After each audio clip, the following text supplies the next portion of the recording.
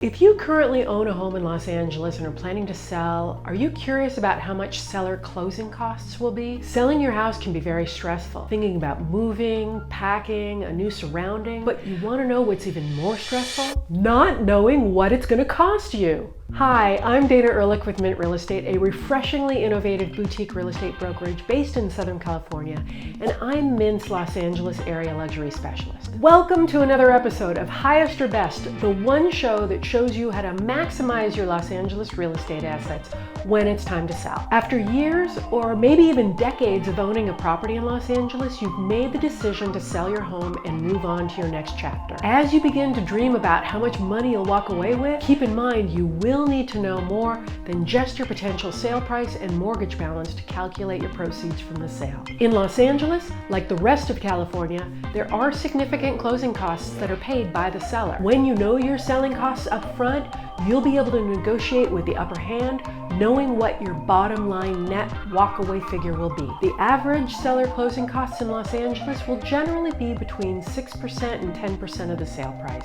These closing fees can really add up for home sellers, so it's important to know what to expect by looking at an itemized list. So what are the seller closing costs in Los Angeles? We have broker commission, title insurance, transfer taxes, escrow fees, seller concessions, and possibly attorneys. Real estate broker commissions are the single largest closing cost for home sellers in Los Angeles. The majority of real estate brokerages, both large and small, charge a commission of 5 to 7% to sell your home. These fees may seem high until you take into consideration all that your realtor does for you. From pre-listing consultations to vendor coordination to marketing to negotiating, advocating, many times serving as coach and advisor, and getting the complicated real estate transaction to a successful close. A title insurance policy insures the policyholder against any title defects, such as liens that may encumber the property. Prior to a title policy being issued, an exhaustive search is completed to detect any open liens or other encumbrances against the title of the real property or home. When buying a home with mortgage financing, the lender will require the buyer to have such a policy in place for their protection. The cost of title insurance premiums in California is based on a published rate applied to the purchase price of the property, and it's paid to the title insurance company at the close of escrow. Title insurance rates will vary by provider,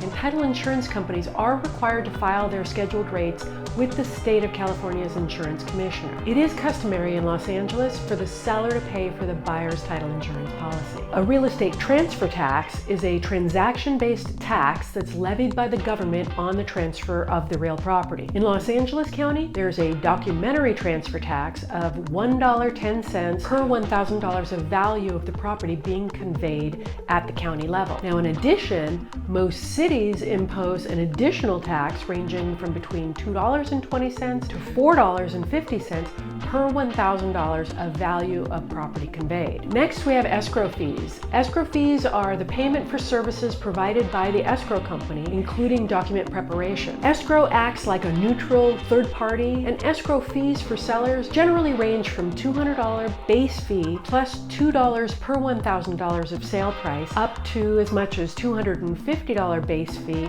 plus $2.50 per $1,000 of sale price. And the variation depends on the escrow company used. So as an example, if you sold a $1.5 million home in Los Angeles, escrow fees would be approximately $3,200 to $4,000. Next, we have seller concessions. Any fees paid on behalf of the buyer by the seller are referred to as seller concessions. Examples of seller concessions include the seller paying for a home warranty, handling the cost of agreed upon repairs, or offering closing credits as an incentive. These types of concessions will vary from transaction to transaction, and they're typically ironed out as part of the overall negotiation. Seller concessions are not required, but can be a very useful tool to bridge any gaps to get a deal done. While it's a normal occurrence to use an attorney for a home sale in other states, it's not very common for residential real estate transactions in California. In some more complex cases, an attorney may be involved. If so, the seller would pay the additional fees for their real estate attorney. I really hope this video gives you a good idea of how much seller closing costs are in Los Angeles in a real estate transaction. Of course, there are many variables to get at the exact number you could expect to pay